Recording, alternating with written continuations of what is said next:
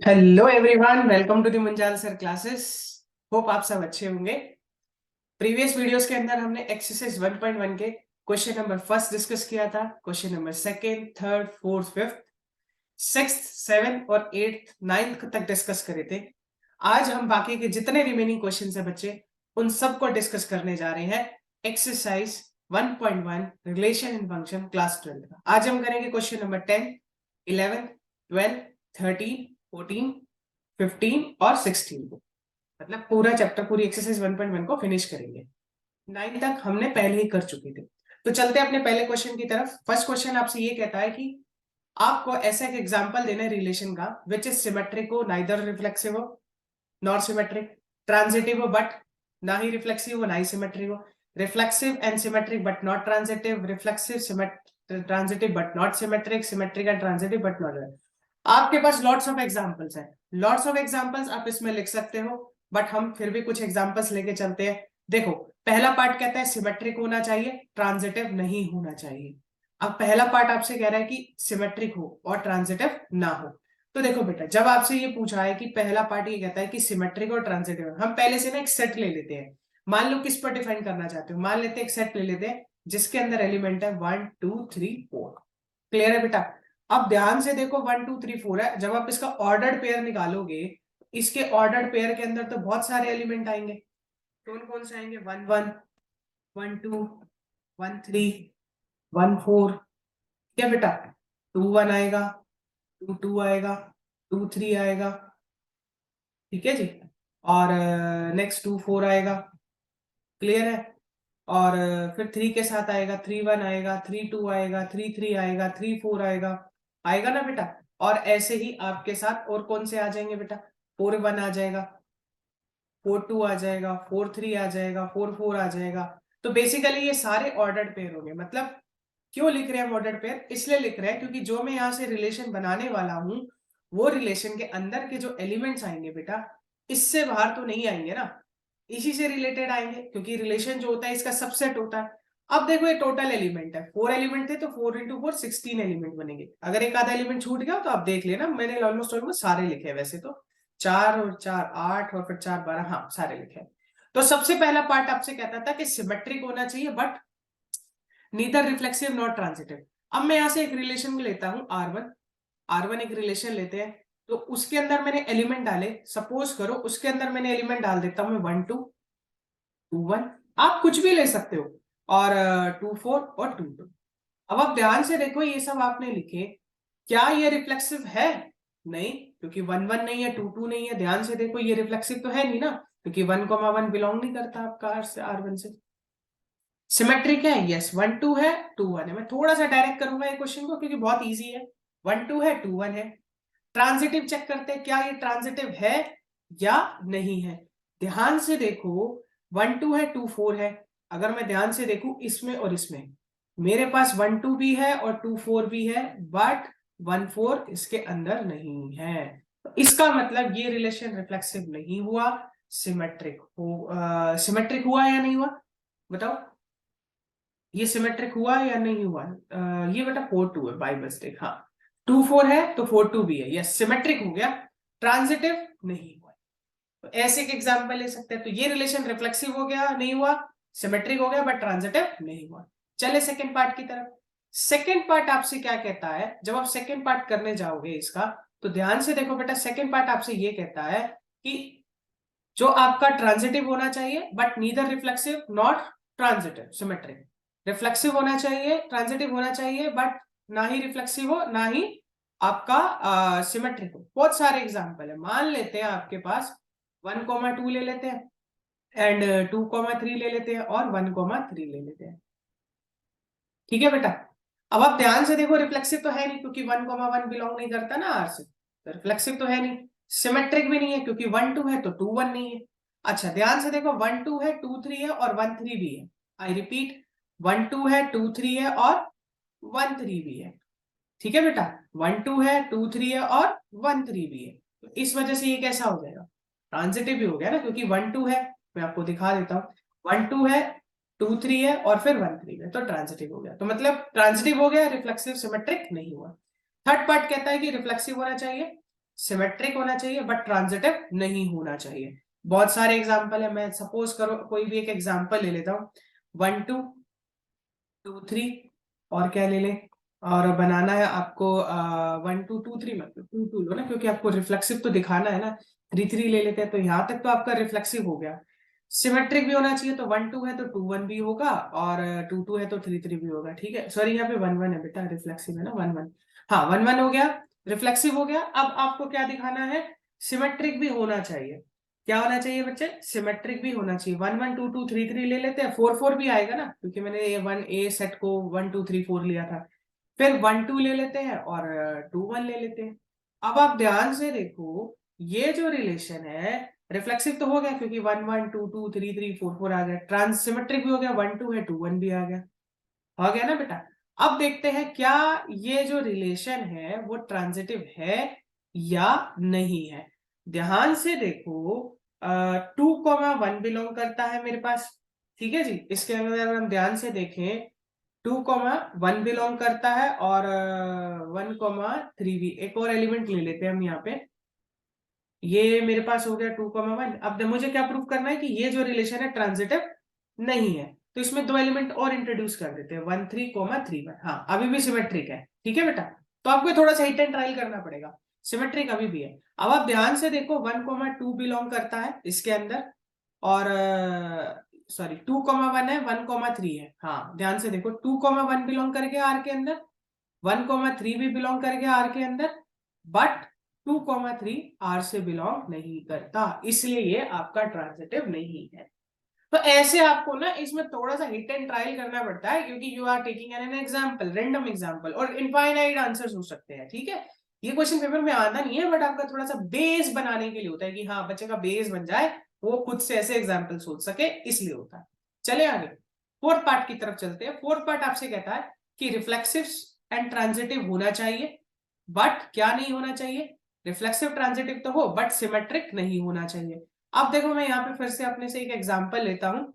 Reflexive होना चाहिए तो सारे तो एलिमेंट आएंगे, 1 1 2 2 3 3, है ना, 4 4, ये सारे एग्जांपल तो आएंगे ही आएंगे ना बेटा। उसके बाद बात करते हैं, 1 2 भी आएगा, और 2 3 ले लेते हैं, और ठीक है, और क्या ले लेते हैं, 1 3 भी ले लेते हैं। अब ध्यान से देखो, क्या ये रिफ्लेक्सिव है, यस। क्यों है रिफ्लेक्सिव, 1 1 आ गया, 2 2 आ गया, 3 3 आ गया, 4 4 आ गया। अच्छा, ट्रांजिटिव है, 1 2 1 3 है, और फिर 2 3 भी है, 1 3 भी, सॉरी 1 2 और 2 3 है, फिर 1 3 भी है। तो ये आपका ट्रांजिटिव भी हो गया। सिमेट्रिक नहीं है क्योंकि 2 3 है, आपने 3 2 नहीं लिखा। डन बेटा। तो इस तरीके से एग्जाम्पल लेते हैं। चलो लास्ट पार्ट की तरफ चलते हैं। फिफ्थ पार्ट कहता है कि सिमेट्रिक हो एंड ट्रांजिटिव हो, बट क्या ना हो, रिफ्लेक्सिव ना हो। तो रिफ्लेक्सिव का तो बड़ा आसान है लेना, कि आपका जो रिलेशन है रिफ्लेक्सिव ना हो, कोई भी एलिमेंट मिस कर दो, 1 1 मिस कर दो, या 2 2 मिस कर दो, 3 3 4 4 कोई भी मिस कर दो। देखो तो पहले सिमेट्रिक बना लेते हैं। अगर मान लो 1 1 है, 1 2 भी है, 2 1 भी है, ठीक है, अब 2 2 भी इंट्रोड्यूस कर दे, क्योंकि ट्रांजिटिव दिखाना है ना। अब ध्यान से देखो, रिफ्लेक्सिव तो नहीं है, साफ साफ नजर आ गया, क्योंकि 2 2 बिलोंग नहीं करता आर से, तो रिफ्लेक्सिव तो है ही नहीं। ठीक है, ये तो कट गया। सिमेट्रिक है, 1 2 है, 2 1 है, एग्जैक्टली अच्छा, फिर उसके बाद ट्रांजिटिव है, यस, 1 2 है, 2 1 है, और उसके बाद 1 1 भी है। देखो इसलिए मैंने 1 1 जान के इंट्रोड्यूस किया था, क्योंकि ट्रांजिटिव में दिखाना पड़ेगा। ठीक है, और ध्यान से देख लो, इससे भी देखोगे तो हो जाएगा, 1 2 भी है, 2 2 भी है, और फिर से 1 2 भी है, तो ट्रांजिटिव भी हो जाएगा। तो इस तरीके से मैंने एग्जांपल्स लिए। आप भी बहुत सारे ऐसे एग्जांपल्स ले सकते हो, but examination point of view से क्वेश्चन नहीं आता, but still you can take an much as an example. आप कितने भी एग्जांपल ले सकते हो बच्चे इसके अंदर। ठीक है, चले आगे नेक्स्ट अपने क्वेश्चन की तरफ मूव ऑन करते हैं। नेक्स्ट क्वेश्चन आपसे कहता है कि शो दैट द रिलेशन, अब आ रहे हैं अपने इक्विवेलेंस रिलेशन के प्रूफ की तरफ। जो रिलेशन दे रखा है ए में, P, Q such that distance of P from the point origin is same as the distance of the point from the Q। जो P और Q का डिस्टेंस है ओरिजिन से, ये मान लो ओरिजिन है, इससे डिस्टेंस ले लेते हैं P का, और इससे डिस्टेंस ले लेते हैं Q का, ये OP is equal to OQ के बराबर है by the definition of the relation जो उसने दिया है। अब मुझे शो करना है कि ये जो रिलेशन है वो कैसा है, ट्रांजिटिव है, सिमेट्रिक है, और रिफ्लेक्सिव, मतलब इक्विवेलेंस शो करना है। फिर आगे का पार्ट है फर्दर करते हैं। तो सबसे पहले हम शो कर लेते हैं कि ये जो रिलेशन है वो इक्विवेलेंस है। देखो इक्विवेलेंस प्रूफ करने के लिए बड़ा आसान है। अगर मैं रिफ्लेक्सिव को प्रूफ करने जाऊं तो रिफ्लेक्सिव में तो कुछ नहीं है, रिफ्लेक्सिव में तो बहुत इजी है, आप लेट मान लेते हो, कोई भी रे मान लो। अब आपको सेट क्या गिवन था, आपको सेट गिवन था, ए सेट गिवन था, लेट पी बिलोंग करता है ए से, देन क्या होगा, पी कॉमा पी बिलोंग करेगा किससे, आर से बिलोंग करेगा। वाई, बिकॉज सिंस आप लिख सकते हो, अब इस पहले पॉइंट का ओरिजिन से डिस्टेंस ओपी उसका भी बराबर होगा ना, ये क्या हो गया, रिफ्लेक्सिव हो गया, for all P belonging to A. ठीक है, सिमेट्रिक प्रूफ करते हैं। अगर आप सिमेट्रिक में प्रूफ करने जाओगे, मुझे एक बात बताओ, अगर पी क्यू, आपका पी और क्यू दो पॉइंट ले लिए ए से, बिलोंग करता है आर से, इसका मतलब क्या हो गया, ओपी ओक्यू के बराबर हो गया। इसका मतलब ओक्यू ओपी के बराबर नहीं होगा बेटा, अगर ओपी ओक्यू के बराबर है तो ओक्यू भी तो ओपी के बराबर होगा। फिर से वही बात आ गई, क्यू कोमा पी भी तो बिलोंग कर गया आर से, कर गया कि नहीं कर गया, कर गया ना बेटा, तो सिमेट्रिक भी हो गया। मैं फिर से रिपीट कर देता हूं, आपने एक एलिमेंट लिया, कौन सा एलिमेंट लिया आपने, एलिमेंट पी लिया, देन पी को मैं पी बिलोंग करेगा, क्योंकि इस पॉइंट का डिस्टेंस ओरिजिन से और इसका सेम रहेगा। सिमेट्री में पी क्यू को आप लेट लेके चले, तो इसका मतलब ओपी ओक्यू के बराबर है ना बाय द डेफिनेशन, ओक्यू भी ओपी के बराबर होगा, क्यू पी बिलोंग कर जाएगा आर से। क्लियर है, चले बेटा ट्रांजिटिव पे। अब देखो ट्रांजिटिव प्रूफ करते हैं। ट्रांजिटिव वो भी बहुत ईजी है इसका, ट्रांजिटिव, ट्रांजिटिव जब आप प्रूफ करने जाओगे, आप 3 पॉइंट ले लो, क्या लेना चाहते हो, let P comma Q comma R belong करता है किससे, ए से, such that P comma Q belong करता है आर से, and Q comma R belong करता है आर से। तो क्या हो जाएगा, आप ध्यान से देखो, जब ये चीज होल्ड कर जाएगी, इसका मतलब ओपी ओक्यू के बराबर है ना, एंड यहां से क्या आएगा, ओक्यू ओ आर के बराबर है। अब एक बात बताओ मुझे, आप ओपी ओक्यू के बराबर है और ओक्यू ओ आर के बराबर है, तो इसका मतलब ओपी ओ आर के बराबर नहीं हो जाएगा, हो जाएगा ना बेटा, ओपी ओ आर के बराबर हो गया, इसका मतलब क्या हो गया, पी कोमा आर भी बिलोंग कर गया किससे, आर से। ठीक है, कंफ्यूज मत होना बेटा, ये आर रिलेशन है, अगर आपको दिक्कत लग रही है तो डैश लगा देते हैं, ठीक है, एलिमेंट में हम लगा देते हैं ओपी ओक्यू के बाद ओपी ओ आर डैश के बाद P comma R dash, R R same ना हो जाए, अब एक्स वाई जेड कुछ भी ले सकते हो, ठीक है, सिंपल है। तो हमारा ट्रांजिटिव भी हो गया। अब देखो नेक्स्ट पार्ट हमसे क्या पूछा था, हमने यहां तक इक्विवेलेंस शो कर दिया, रिफ्लेक्सिव सिमेट्रिक और ट्रांजिटिव शो कर दिया।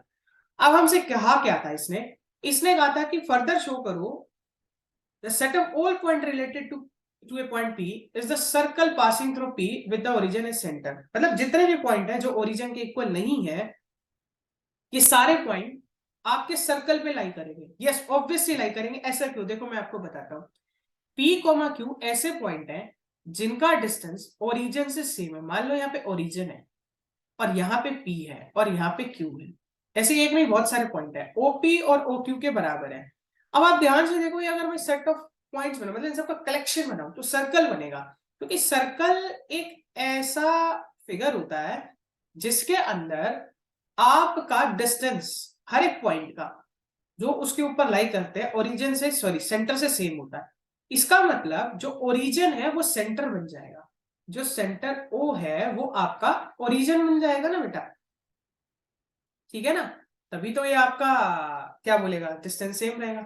तो इसका मतलब जो सारे पॉइंट हैं जिनका डिस्टेंस सेंटर से सेम है, ये सारे पॉइंट सर्कल के ऊपर लाई कर रहे हैं, किसके ऊपर लाई कर रहे हैं, सर्कल के ऊपर लाई कर रहे हैं। तो that wise the set of all points lie on a circle. Simple है, क्योंकि सर्कल की डेफिनेशन आप देखो, जो डिस्टेंस है रेडियस वो हर एक पॉइंट से सेम होता है ना, इक्वल सेंटर का डिस्टेंस एवरी पॉइंट से, दैट्स व्हाई ये क्लियर हो जाएगा। होप आपको ये क्वेश्चन क्लियर होगा। चलते हैं अपने नेक्स्ट क्वेश्चन की तरफ। अगर आपको वीडियो अच्छी लग रही है तो चैनल को लाइक करो, शेयर करो, सब्सक्राइब जरूर करना बेटा, ठीक है। देखो चलते हैं आगे। नेक्स्ट हमारा कहता है show that the points all the triangles T1, T2 is similar to T2, equivalence. So simple, अब T1, T2 जो हमने एलिमेंट लिए वो सिमिलर होना चाहिए, T1 is similar to T2 के सिमिलर होना चाहिए।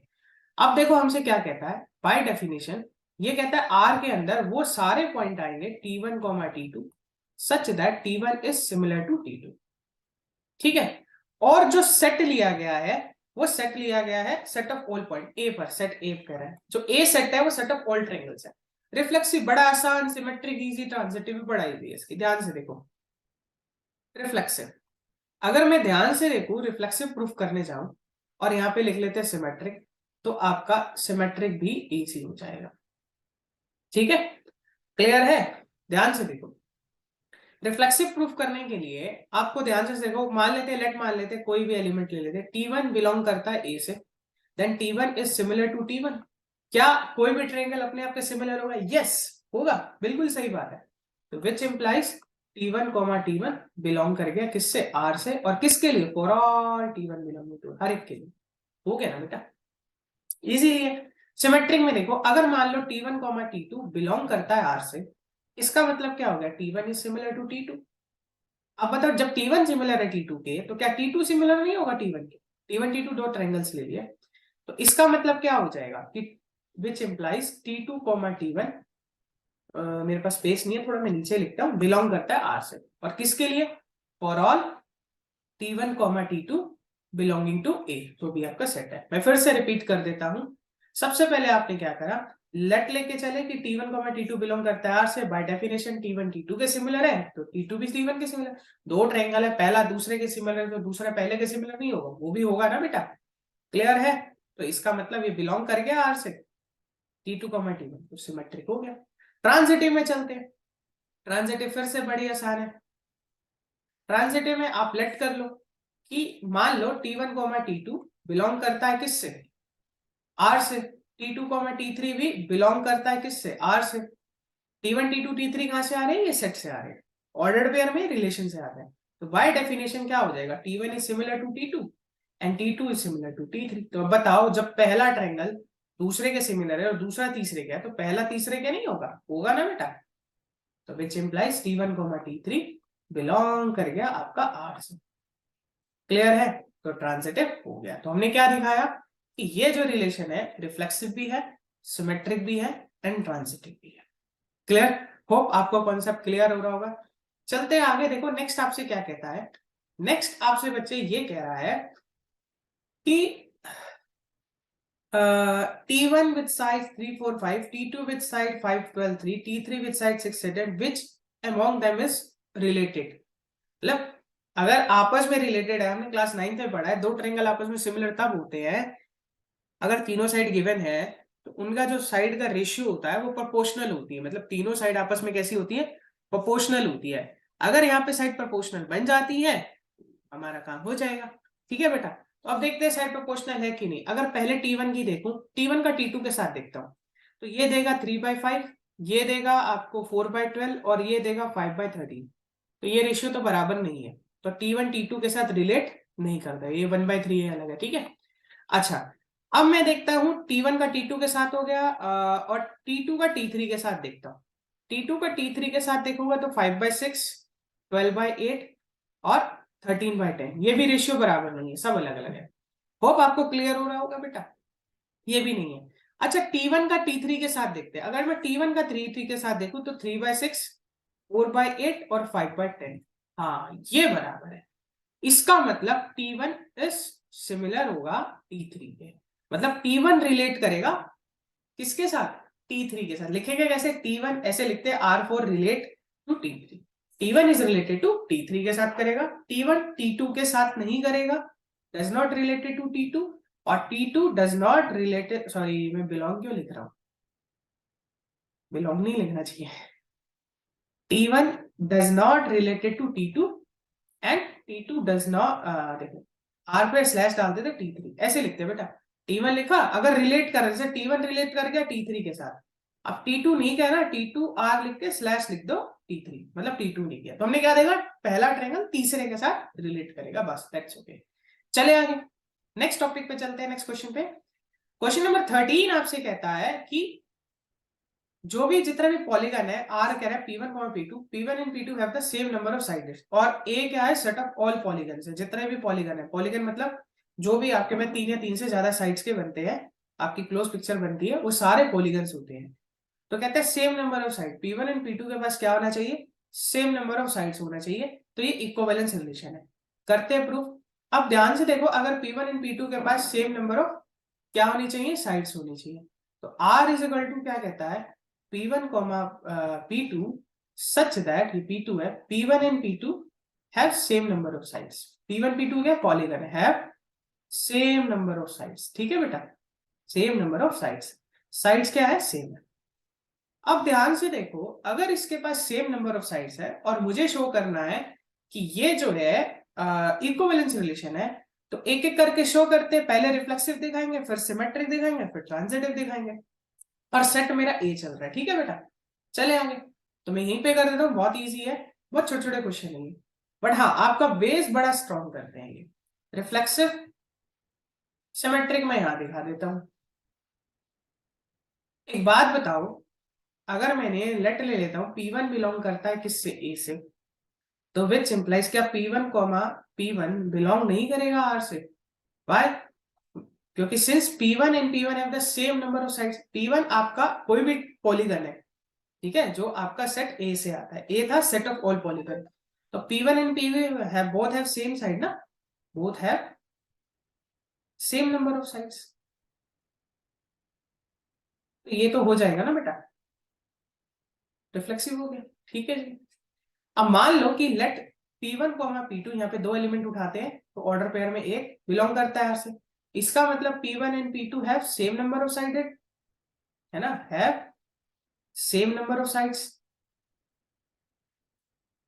P1 P2 क्या पॉलीगन है, अब P1 P2 के पास सेम है, तो इसका मतलब P2 एंड P1 के पास सेम नहीं होगा, तो वही होगा ना, यहाँ पे मैं लाइन कह रहा हूँ सीधे, which implies P2 and P1 have the same number of sides। अब P1 P2 के पास सेम है, P2 P1 के पास सेम है, इसका मतलब क्या हो गया भाई जी, इसका मतलब हो गया कि P2 P1 बिलोंग कर गया R से, क्लियर? तो ये हो गया सिमेट्रिक। चले बेटा आगे, तो सिमेट्रिक मेरा हो चुका है। ट्रांजिटिव चेक करते हैं, देखो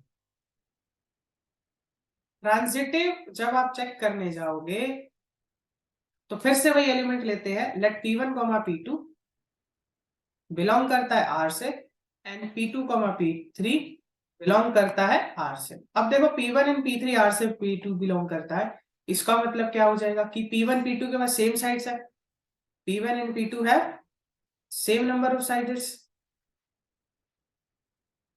सेम नंबर ऑफ साइड्स, ठीक है जी। और P2 P3 भी है, एंड P2 P3 के पास भी सेम नंबर ऑफ साइड्स है। अब एक बात बताओ, पॉलीगन P1 P2 के पास सेम नंबर ऑफ साइड्स है, P2 P3 के पास भी सेम नंबर ऑफ साइड्स है, तो क्या P1 P3 के पास भी नहीं होगा? P1 P3 के पास भी होगा, which implies P1 and P3 have same number of sides, have same number of sides, P1 P3 के पास भी सेम नंबर ऑफ साइड्स होगा। इसका मतलब क्या हो गया, P1 P3 बिलोंग कर गया किससे, R से, तो ट्रांजिटिव भी हो गया। इस तरीके से मैंने देखा है, बहुत इजी है बेटा बच्चे, बहुत इजी है, कोई डिफिकल्ट नहीं है, ठीक है। चलिए आगे नेक्स्ट चलते हैं। अब देखो आगे और क्वेश्चन में क्या कह रहा था, ये कह रहा था कि what is the set of all element related to a right angle triangle T with side 3 4 5, 3 4 5 है तो राइट एंगल ट्रायंगल है, ठीक है, क्योंकि पाइथागोरन ट्रिपलेट होल्ड कर रहा है इस पे। तो अब आप बताओ कि कौन कौन से एलिमेंट होंगे जो रिलेट करेंगे इसका। अब इस ट्रायंगल में कितनी साइड्स है, तीन साइड है, और डेफिनेशन कहता है P1 P2 के अंदर वो एलिमेंट आएंगे जिनके पास सेम नंबर ऑफ साइड्स हो। अब पॉलीगन सेट साइड हो गए, और ये पॉलीगन है तीन साइड्स का, 3 4 5 मतलब ट्रायंगल है, तो ऐसे कौन कौन से एलिमेंट होंगे जो 3 4 5 के साथ, मतलब इसमें तीन है, तो जो भी मैं लेने जा रहा हूँ पॉलीगन उसमें भी तीन होंगे, और आप जानते हो तीन साइड से कौन सा पॉलीगन बनता है, ट्रायंगल बनता है, तो आंसर क्या हो जाएगा, set of all triangle, set of all triangle, चाहे वो राइट एंगल है, चाहे वो राइट एंगल है या नहीं है, इससे फर्क नहीं पड़ता, क्योंकि क्वेश्चन में सेम नंबर ऑफ साइड के बारे में बात करेगी। तो सेट ऑफ ऑल ट्रायंगल जितना भी होगा ना, वो सब इससे रिलेट करेगा। क्यों करेगा, उसका रीजन मैं आपको बता रहा हूँ, क्योंकि देखो ये 3 साइडेड पॉलीगन है, और सेट ऑफ ट्रायंगल जो होता है ना, वो भी आपका 3 साइडेड पॉलीगन होता है, इसलिए इसके साथ रिलेट करेगा। और बाय डेफिनेशन कहता है कि सेम नंबर ऑफ क्या होना चाहिए था, साइड्स होनी चाहिए थी। तो क्लियर है, चलिए आगे नेक्स्ट देखो। 14 कहता है, ये हमने एक इस तरह का एग्जांपल भी किया था, L1 L2 such that L1 is parallel to L2। अब L1 L2 के पैरेलल है, तो ये इक्विवेलेंस है, हमें शो करना है। अब आप ध्यान से देखो, L1 जो है वो आपका L2 के पैरेलल है, ठीक है जी, ऐसे एलिमेंट आएंगे, L1 L2 पैरेलल होगा, तो रिफ्लेक्सिव तो आसान दिखाना आसान है, कोई भी लाइन अपने लाइन के पैरेलल होती है जी, बिल्कुल होती है, ठीक है। अगर मैं ध्यान से देखूं, कोई भी एलिमेंट ले लेते हैं, लेट L1 ले लेते हैं, कहां से बिलोंग करता है, अच्छा सेट दिया था इसके अंदर शायद, एल डिफाइन लेट एल भी, हाँ एल जो दिया था वो सेट दिया था, सेट ऑफ ऑल लाइंस था, ठीक है, जैसे पीछे ए दिया था यहाँ पे एल दिया, L1 बिलोंग करता है एल से, then L1 is parallel to L1, ठीक है। कोई भी लाइन अपने लाइन के पैरेलल होती है, बिल्कुल होती है बेटा। अब दूसरी लाइन है ही नहीं ना, तो हम क्या करें, खुद के अपने ही पैरेलल है ना, है ही नहीं कंपैरिजन करने के लिए, ठीक है जी। तो L1 is parallel to L1, yes होता है ना। तो अपने आप के कोई भी लाइन पैरेलल होती है, which implies L1 L1 belong करता है R से, ठीक है। तो आपका रिफ्लेक्सिव हो गया, every line is parallel to itself, ठीक है। तो रिफ्लेक्सिव तो हो गया। सिमेट्रिक शो करते हैं। सिमेट्रिक में अगर आप ध्यान से देखो, सिमेट्रिक भी बड़ा इजी है। हमने जो एग्जांपल किया था इससे रिलेटेड का, हमने किया था L1 is perpendicular to L2, एक एग्जांपल है बुक में एनसीईआरटी में, तो वहां पे परपेंडिकुलर शो कर रहा है। यहाँ पे क्या है, हमें पैरेलल की कंडीशन लेके चल रही है, ठीक है। अब आप ध्यान से देखो, लेट मान लो अगर L1 L2 बिलोंग करता है R से, विच इंप्लाइज क्या हो जाएगा, L1 is parallel to L2। अब L1 L2 के पैरेलल है, तो क्या L2 L1 के पैरेलल नहीं होगी, वो भी होगी। इसका मतलब L2 L1 भी बिलोंग कर गया R से, तो सिमेट्रिक हो गया ना। देखो अगर ये आपके पास L1 लाइन है और ये आपके पास L2 लाइन है, अगर L1 L2 के पैरेलल है बच्चे, आप खुद देखो, अगर L1 L2 के पैरेलल है तो L2 के L1 के पैरेलल नहीं होगी, होगी ना, तो रिफ्लेक्सिव तो हो गया। चलो ट्रांजिटिव, सॉरी सिमेट्रिक तो हो गया, ट्रांजिटिव प्रूफ करते हैं।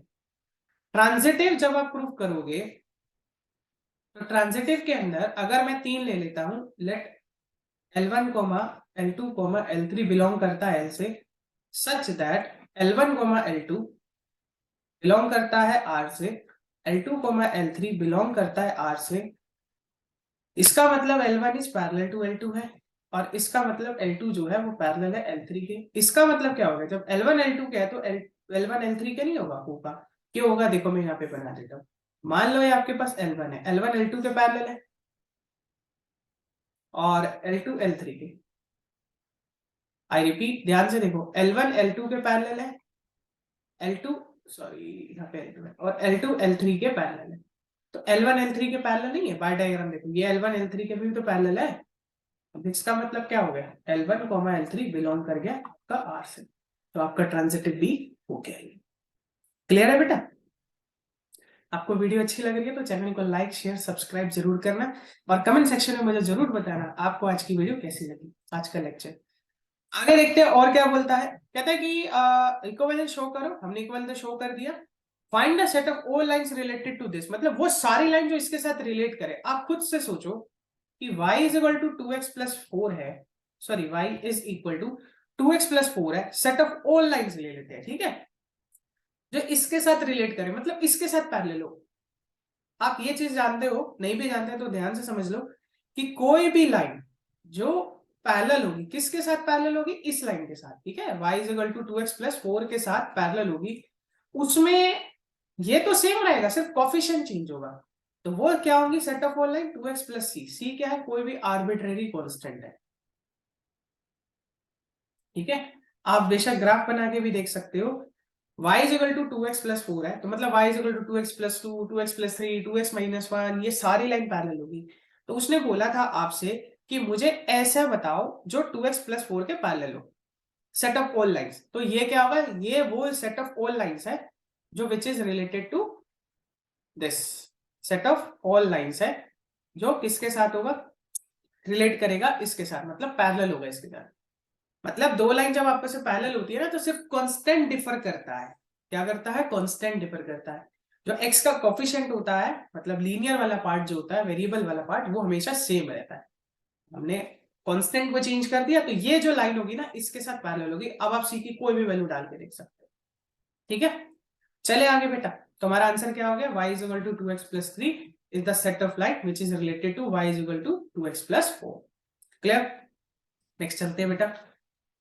तो हमने अभी तक करे क्वेश्चन नंबर 10, 11, 12, 13, 14। चलते हैं क्वेश्चन नंबर 15, 16। बेटा ये न्यू बुक है आपकी, रेशनलाइज होकर 2023-24 वाली। हमारे दो क्वेश्चन बचे हैं, 25th और 26th, सॉरी 15 और 16। 15 में आपको सेट दे रखा है 1 2 3 4 और एक रिलेशन में डिफाइन कर रखा है। पूछ रहा है कि कौन सा इसमें से करेक्ट आंसर है, ठीक है, चूज द करेक्ट आंसर। अब इसमें से पूछा है कि कौन सा इसमें से करेक्ट आंसर है, तो हम ध्यान से देखेंगे क्या रिफ्लेक्सिव है, पहले देख लेते हैं। 1 1 भी मिल गया और 2 2 भी मिल गया, 3 3 मिल गया, रिफ्लेक्सिव तो है। अब इसमें कहाँ लिखा है कि नॉट रिफ्लेक्सिव, यहाँ लिखा है, तो ये पार्ट तो कट गया। और देखते हैं सिमेट्रिक है या नहीं है। सिमेट्रिक देखते हैं, सिमेट्रिक नहीं है जी, ये देखो 1 2 है, 2 1 नहीं है इसके अंदर, तो सिमेट्रिक तो है नहीं, तो रिफ्लेक्सिव है बट सिमेट्रिक नहीं है ना, सिमेट्रिक नहीं है जी। तो एक ऑप्शन ये बैठा रिफ्लेक्सिव नॉट सिमेट्रिक, और कहीं तो बैठा ही नहीं है ना, तो ये भी सही लग रहा है। ट्रांजिटिव चेक कर लेते हैं, 1 2 है, 2 2 है, तो फिर से 1 2 भी है या नहीं है, 1 2 है और 2 2 भी है, 1 2 है या नहीं, हाँ 1 2 फिर से बैठा है।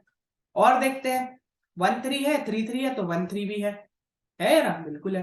तो जी डी ऑप्शन बिल्कुल सही है, रिलेशन रिफ्लेक्सिव है, ट्रांजिटिव भी है बट सिमेट्रिक नहीं। चले आगे लास्ट क्वेश्चन की तरफ चलते हैं। लास्ट क्वेश्चन बोलता है इनमें से कौन सा एलिमेंट है जो इससे रिलेट करेगा, मतलब a is equal to b minus 2 होना चाहिए और b जो है 6 से बड़ा होना चाहिए। अगर b की वैल्यू 6 से, b मतलब सेकेंड एलिमेंट, तो सेकेंड एलिमेंट b 6 से छोटा है, इसको तो हटा दो। ये 6 से बड़ा है b, इसमें 7 बड़ा है, ये बड़ा है, ये बड़ा है, मतलब दोनों नंबर के बीच का जो डिफरेंस है कुल मिलाकर 2 होना चाहिए। मतलब a इज इक्वल टू अगर b माइनस 2 है, तो ये अंडरस्टूड है जो b है वो 2 ज्यादा है किससे, a से, तभी तो a b is equal to a plus 2 बना। अगर मैं c को पार्ट को देखूं तो c में है 6,8, तो b क्या है मेरा 8 और a क्या है 6, तो 6 इज इक्वल टू क्या हो जाएगा 8 माइनस 2, और b 6 से बड़ा भी है, तो सेटिस्फाई कर गया ना।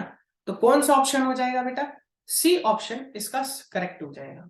थर्ड क्यों करेक्ट नहीं होगा, देखो थर्ड इसलिए करेक्ट नहीं होगा, सॉरी बी पार्ट, अगर मैं यहाँ पे ध्यान से देखूं a इज इक्वल टू 3, तो b 8 माइनस 2 कहाँ बराबर हो रहा है, ये तो 6 देगा। यहाँ देखें तो 8 इज इक्वल टू 7 माइनस 2, ये भी बराबर नहीं होगा। बचा कौन, ये यहाँ देखते हैं 8 माइनस 2, यस बराबर है। इसको तो वैसे ही नहीं लेना क्योंकि उसने बोला था b ग्रेटर देन 6 होगा। क्लियर है बेटा, तो आपको पूरी एक्सरसाइज मैंने 1.1 करा दी है। कितनी वीडियोस में कराई है मैं आपको फिर से बता देता हूँ, मैंने आपको 4 वीडियोस में कराई है, चारों का लिंक मैं शेयर कर दूंगा डिस्क्रिप्शन में। पहली वीडियो के अंदर एक्सरसाइज 1.1 में मैंने क्वेश्चन नंबर 1 के सारे पार्ट डिस्कस करे थे। फिर उसके बाद क्वेश्चन नंबर सेकेंड वीडियो में क्वेश्चन नंबर पार्ट 2 के अंदर second third fourth fifth discuss करे थे 6 तक। पार्ट 3 के अंदर 7 8 9 10 9 तक डिस्कस करे थे। पार्ट 4 जो कि आज हमने की है क्वेश्चन नंबर 10 11 12 13 14 15 16 की है। तो मैंने क्या किया, पार्ट 1 से लेकर इस पूरे एक्सरसाइज के पार्ट 1 से लेकर पार्ट 4 तक में करा बेटा। हो आपको सारा कॉन्सेप्ट क्लियर होगा। कोई कॉन्सेप्ट नहीं क्लियर है, किसी क्वेश्चन में डाउट है, तो आप एक कमेंट सेक्शन में मुझे बता सकते हो, मेरे साथ कनेक्ट भी कर सकते हो। क्लियर है बेटा, चैनल को लाइक करो, शेयर करो, सब्सक्राइब करो और ज्यादा से ज्यादा रिवीजन करो। जितनी आप रिवीजन करोगे ना बेटा उतना आपका मार्क्स गेन होंगे और उतने आपके कॉन्सेप्ट क्लियर होंगे। और मैं फिर से कहता हूँ ये चैप्टर ना बहुत इजी है बट 4-5 बार करना पड़ता है, और जितनी बार आप करोगे ना उतनी बार ही आपका कॉन्सेप्ट है ना बेटा वो स्ट्रॉन्ग होगा। ठीक है बेटा, चैनल को लाइक करो, शेयर करो, सब्सक्राइब करो। मिलेंगे नेक्स्ट क्लास में एक नेक्स्ट वीडियो के साथ, एक नेक्स्ट लेक्चर के साथ। इसी की एक्सरसाइज आगे 1 1 on 2 function types of function की तरफ चलेगा। ठीक है बेटा, मिलेंगे नेक्स्ट क्लास में, तब तक ध्यान रखिए, टेक केयर, बाय बाय बेटा।